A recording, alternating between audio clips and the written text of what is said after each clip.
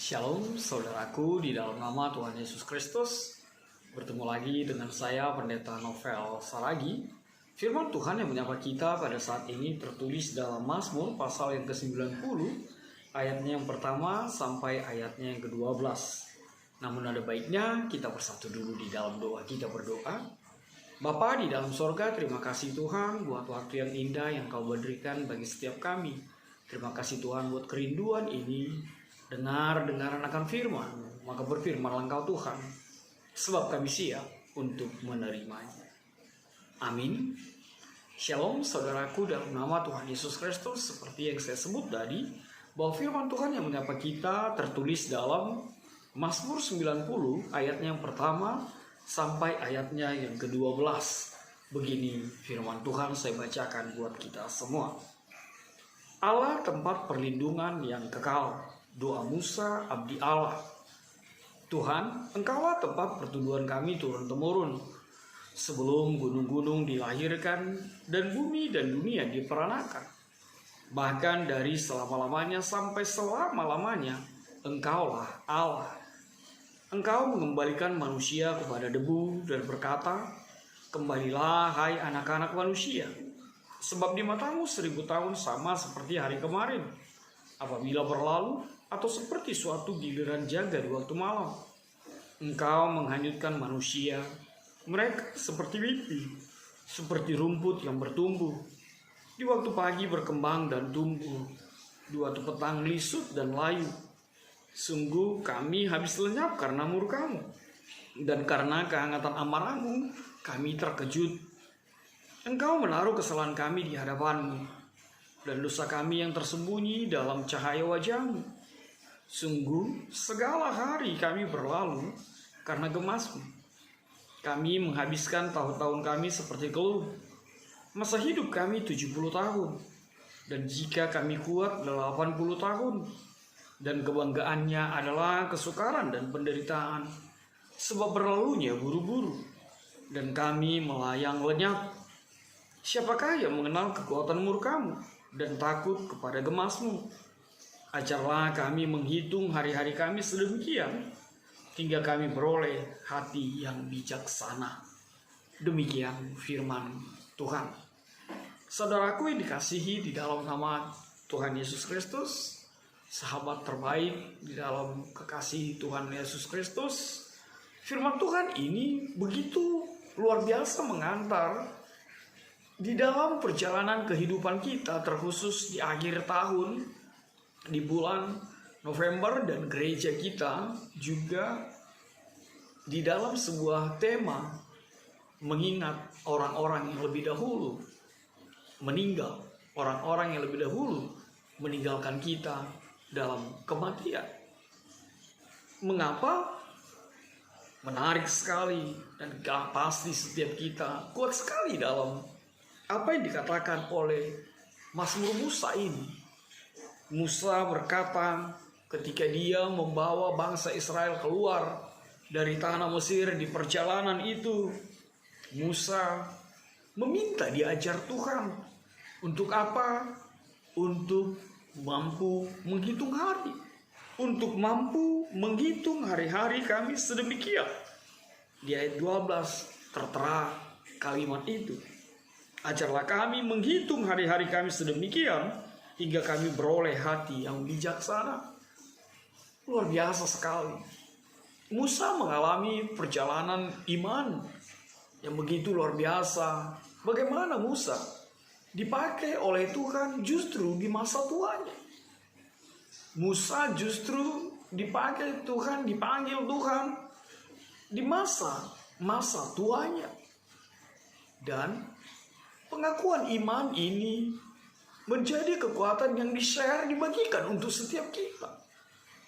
Pengakuan iman yang menyatakan bahwa kalau bukan Tuhan yang mengajar kita untuk mampu menghitung hari, maka kita tidak mampu untuk hidup bijak, menjalani hari-hari kehidupan kita.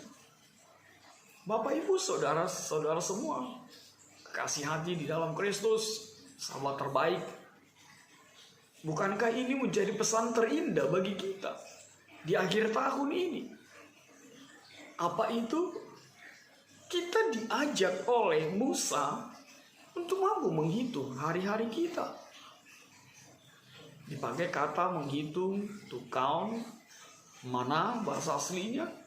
Bukan mau berbicara tentang Senin, Selasa, Rabu, Kamis, bahkan selanjutnya.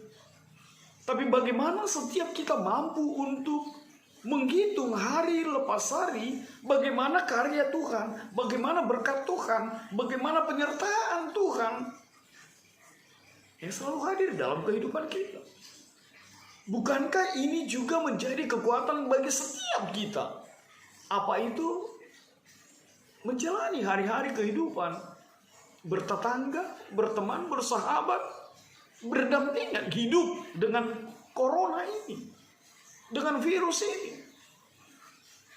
Kalau tidak hidup bijak, pasti kita akan terhempas. Pasti kita akan lemah dan tak mampu menjalani hari-hari kehidupan kita. Maka benarlah firman Tuhan ini dinyatakan bagi kita, bagi setiap kita pada saat ini. Bagaimana agar setiap orang memiliki hati yang bijaksana. Kenapa Musa minta agar Allah mau mengajari dia, agar Allah mau mengajar dia untuk menghitung hari. Alasannya terlihat jelas di dalam ayat yang pertama dan ayat yang kedua itu. Dalam bagian pertama kita melihat bagaimana Musa mengakui bahwa Allah sendirilah yang menjadi tempat perteduhannya. Allah sendirilah sebagai kekuatannya menjalani hari-hari kehidupannya. Sehingga dia mengatakan, Tuhan, Engkaulah tempat perteduhan kami turun-temurun. Di saat Musa mengajar dan mengingatkan kita kembali bahwa kekuatan kita menjalani hari ini, bahkan hingga sampai di akhir menjelang 2022 ini, bahwa Tuhanlah tempat perteduhan. Terlebih dikaitkan bagaimana penyertaan Tuhan kepada bangsa Israel ini, yang menemani, menyertai, memelihara, memberkati hari lepas hari, bahkan dari generasi ke generasi. Dialah Allah, dialah Tuhan yang menjadi tempat perteduhan di tengah-tengah kehidupan. Lihatlah, Musa mau berbagi bagi kita. Bukan hartamu, bukan tahtamu, bukan jabatanmu, bukan keberadaanmu yang menjadi tempat perteduhan bagimu. Semua itu akan hilang lenyap. Semua itu akan kembali menjadi debu. Lihatlah apa yang dikatakan oleh firman Tuhan itu. Manusia itu akan kembali menjadi debu. Dan tidak ada kekekalan di sana. Sehingga tidak dimungkinkan sebagai rumah, sebagai tempat perteduhan, sebagai tempat perlindungan untuk setiap kita orang percaya kepada Allah Bapa di dalam kehidupan kita. Saudara-saudara yang berkati dalam nama Tuhan Yesus Kristus.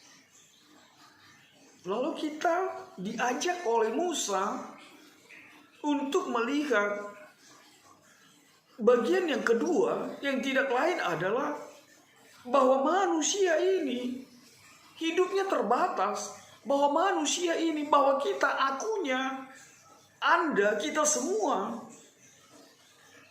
harus memahami bahwa kita hidup di dalam waktu, bahwa kita hidup di dalam sesuatu yang bersifat sementara dan tidak kekal. Bahkan ungkapan debu dan ungkapan rumput menjadi penegasan yang sangat buat setiap kita. bahwa hidup manusia ini hanya sementara saja. Daging ini, semua yang ada di sekitar kehidupanmu, apapun yang ada melekat di dalam dirimu, itu hanya bersifat sementara. Artinya apa? Setiap manusia membutuhkan Tuhan, membutuhkan Allah itu menjadi sumber kuatnya di dalam kehidupannya. Sebab hanya Allah lah pemilik kekekalan itu. Sebab hanya Tuhanlah pemilik keabadian itu. Saudaraku, di dalam nama Tuhan Yesus Kristus, Musa mengajak kita untuk memahami bahwa kita punya keterbatasan, bahwa hidup kita adalah sesuatu yang fana. Bahkan dikatakan pagi berkembang, bertumbuh, tapi petang hari lisut dan layu. Saudaraku, di dalam nama Tuhan Yesus Kristus, mari kita melihat kehidupan ini secara utuh. Mari kita mengenal kehidupan kita, pribadi lepas pribadi, akan makna yang disampaikan oleh Musa kepada kita.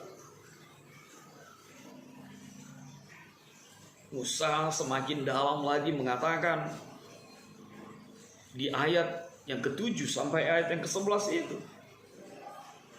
Musa ingin mengajar setiap kita bahwa manusia itu lemah, bahwa manusia itu hidup di dalam dosa, bahwa manusia itu tidak ada yang bisa menjadi kebanggaannya, kecuali punya kebanggaan pribadi Bapa Yesus sebagai Tuhan di dalam kehidupannya. Seperti yang saya sebut tadi, kehidupan yang sementara itu 70 ataupun 80 tahun itu bukanlah sebuah kebanggaan, tapi sebuah perjalanan untuk sebuah perenungan hidup di dalam kehidupan kita. Seperti apa kita menjalani hari-hari kehidupan kita. Musa mengajar kita dan menegaskan kembali, hidup kita terbatas, hidup kita sementara. Dan ini menjadi pesan Musa bagi setiap kita. Memang manusia itu lemah. Memang kita ini tidak luput dari salah dan dosa. Maka Musa mengajak kita kembali untuk memahami bahwa Tuhan juga bisa marah. Tuhan juga bisa menghukum setiap orang berdosa kepadanya. Maka saudaraku, di dalam nama Tuhan Yesus Kristus, marilah mengenal kemahakuasaan Allah itu. Benar Tuhan mengasihimu, benar Tuhan memberkati setiap engkau. Tapi marilah juga mengimani bahwa Tuhan juga bisa marah. Dan ketika Tuhan marah, maka tak satu pun terluputkan. Maka jangan pernah menunggu sampai Tuhan marah.